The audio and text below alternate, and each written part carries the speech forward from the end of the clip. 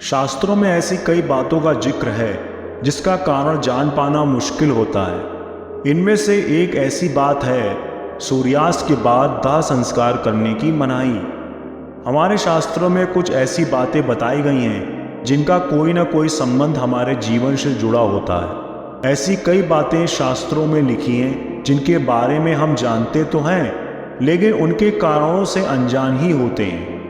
ऐसी कुछ बातें जैसे शाम के समय झाड़ू नहीं लगानी चाहिए, रात में नाखून और बाल काटने की मनाही, भोजन हमेशा फर्श में बैठकर ही करना चाहिए और कई ऐसे संस्कार जिनका जीवन से सीधा संबंध है। ऐसी कई बातों का मिश्रण ही हमारे शास्त्र हैं। इन्हीं बातों में से एक है दाह संस्कार के नियम। इन नियमों में से एक है सूर्यास्त के बाद दाह संस्कार न करना। हिंदू धर्मशास्त्रों में 16 संस्कारों का वर्णन किया गया है।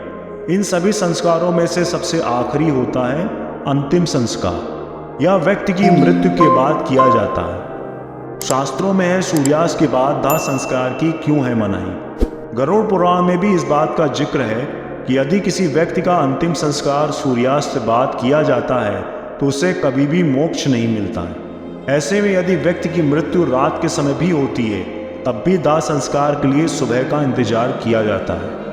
शास्त्रों की माने तो रात में यानी सूर्यास्त के बाद अंतिम संस्कार करने पर स्वर्ग के सभी द्वार बंद हो जाते हैं और नरक के द्वार खुल जाते हैं। इसलिए यदि इस समय अंतिम संस्कार किया गया तो सीधे नरक में स्थान मिलता है। इसके साथ ही यह भी मान्यता है कि ऐसे व्यक्ति को अगले जन्म में कोई अंग दोष भी हो सकता है। विधि विधान के साथ होता है अंतिम संस्कार। हिंदू धर्म में रीति रिवाज और परंपराओं का बहुत पालन किया जाता है। इसमें कोई भी काम बिना किसी रीति के संपन्न नहीं होता।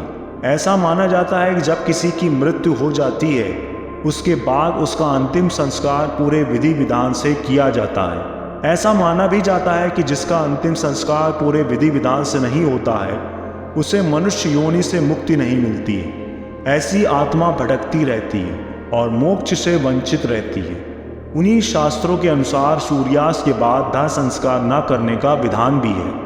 कैसे किया जाता है अंतिम संस्कार। जब किसी व्यक्ति की मृत्यु हो जाती है उस समय उसका अंतिम संस्कार किया जाता है। साथ ही एक घड़े में पानी भरकर मृत शरीर के चारों ओर परिक्रमा करके और अंत में मिट्टी के बर्तन को फोड़ने के बाद यह माना जाता है कि आत्मा का शरीर के प्रति लगाव भंग हो गया है और उसे मुक्ति मिल गई है। मृत्यु शैया पर शव की परिक्रमा के दौरान व्यक्ति के जीवन की कहानी सुनाई जाती है। इसमें मनुष्य को घड़ा माना जाता है और घड़े में मौजूद जल को व्यक्ति का समय माना जाता है। जैसे छेद से बूंद बूंद पानी घटता जाता है वैसे ही उस व्यक्ति की आयु घटती जाती है। अंत में घड़े को तोड़ना यह दर्शाता है कि व्यक्ति का जीवन समाप्त हो गया है और शरीर में निवास करने वाली आत्मा मुक्त हो गई है। इस प्रकार हिंदू धर्म शास्त्रों में सूर्यास्त के बाद दाह संस्कार न करने की मनाही होती है और यदि इन नियमों का पालन न किया जाए तो व्यक्ति की आत्मा को मुक्ति नहीं मिलती है। धन्यवाद।